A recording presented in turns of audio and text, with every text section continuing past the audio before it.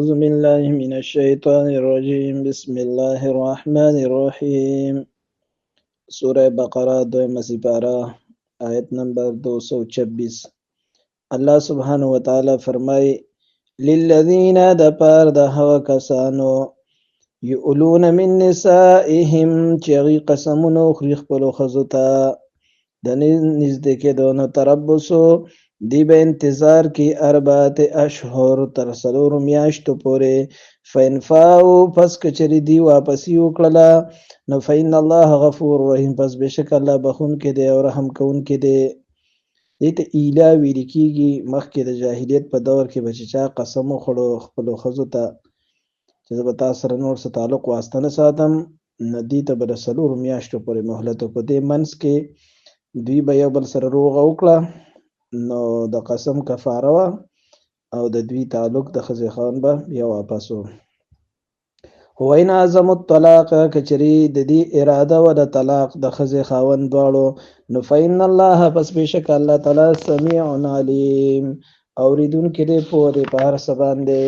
والمطلقات او طلاق شوی زنانه یتربصن انتظار بکی بانفسهن خپل ځانونو باندې 3 قروء 3 حیضو پورې ولا يحل لهن او حلال ندی دغه زنانو د پاره ان یکتمن دا چې پټو ساتي ما خلق الله اس چې الله پیدا کړی دي فی ارحامهن د دې پر رحمونو کې یعنی د په خېټه کې چې کوم ماشوم وغیرہ لګی دی وی نو په دا به پټینا ان كنا کشری دی ایمان ساتي یؤمننا ان كنا یؤمننا کشری دی ایمان ساتي بالله په الله باندې والیوم الاخر په ورځ د آخرت باندې وبعولتهن او د دې ښځو خاوندان چې دي احق ډیر زیات لایق دي حقدار دي بردهن په واپسې کولو کې دي ښځو ته فی ذلک په دغه مده کې طلاق ورکړي دي او رجعي دي واپسی پکې روا وه نو د 3 حیضو نه مخکې رجوع کړله نو دې ته چې د حق حاصل دی خاوند ته ان ارادو کو چېرې اراده وي د دې ښځې خاوند اصلاح د اصلاح کولو ولهن او د دې ښځو دپاره حقوق دي مثل الذي په شان د هغې چې علیهن حقوق دي په دې ښځو باندې د دې خاوندانو بالمعروف په ښه طریقې سره یعنی د ښځو حقوق دي په خاوندانو او د خاوندانو حقوق دي په ښځو باندې خو وللرجال علیهن او د سړو دپاره په دې ښځو باندې درجه لکشانتي اوچتوالی دی د دې وضاحت الله تعالی په فرمای پیغمبر امان فقط من خیر خاوند چې خرج کوي تاسو مالو نو فللوالدین پس مور او پلار د حکیم حکمت والا ذات دی والاقربین الطلاق مرتان طلاق رجعی تر 2 پورې دی والمساکین یو طلاق یا 2 طلاق خزه ته چا ورکړو او د منځ کې دی رجوع کولی هغه زیات حقدار په امساک بمعروف پس یا خدا ساتل دي د خزه ځان سره په طریقې سره او تحصیح یا من خیر او به احسان په خیر کار کوي د نیکی ولا يحل لكم او حلال نه تاسو د پاره انت حدود چې واخلې تاسو د دغه خزونه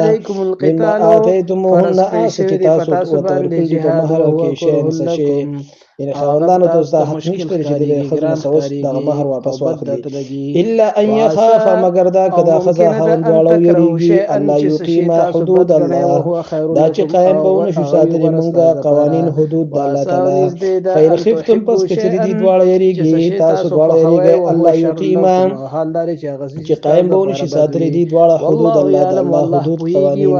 یعنی نکاح بنباونه کی او د نکاح چې کوم حقوق دي به خیال نه ساتي نو فلا جناح علیهما پس نشته دی پر خزه خاوند باندې ګناه فيما افتدت به هغه چې په معاوضه کې وته ورکی هغه مہر د خپل خاوند ته دې ته خو ویل کېږي کما خزه او خاوند دواړه یو بل سره مطلب په دې باندې رضا شي چې خزه او توی زد له محرم در کوم خو ما پریک دوا نو دې ته خو ویل کېږي نو په دې کې بیا څه ګناه نشته چې دواړه راضي شي په دې باندې تلک حدود الله دا د الله حدود دي قوانین دي فلا تعتدوها پس تاسو په دې کې د حد نه تجاوز مکوئ ومن يتعد حدود الله او چا چې د الله د حدودونو د قوانینو نه تجاوز وکړي فاولئک هم الظالمون پس دا خلق د حد نه وتون کې دي ظالمان دي. صدق الله مولانا العظیم.